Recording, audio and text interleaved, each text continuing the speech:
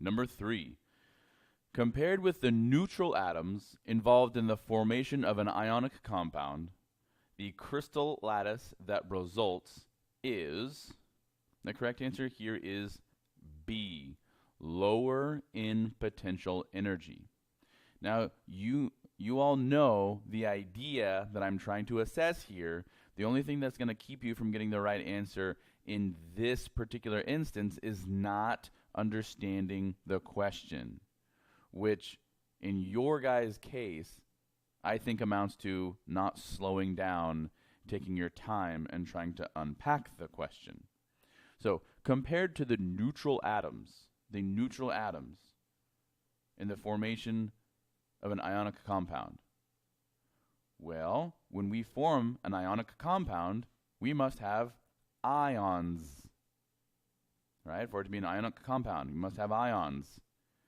This question is saying, compared to the neutral atoms involved in formation, the only time the atoms involved in an ionic compound are going to be neutral is before they ionize, before they're ionized.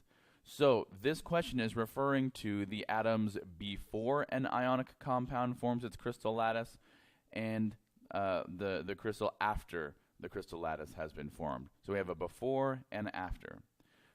So all of these responses, A through D, refer to some sort of energy state, right? Whether it's higher in energy, lower in energy, equal in energy, or just kind of a generic term that says unstable, which would kind of be tantamount to high potential energy.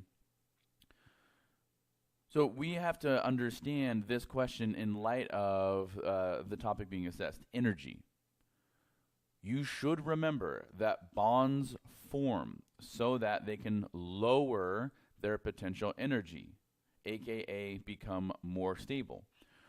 Why did these neutral atoms ionize in the first place? Because there was a lower energy configuration that they could inhabit, the ionic form. They could achieve an octet of valence electrons, 8 valence electrons, noble gas electron configuration, and they would have a lower potential energy configuration.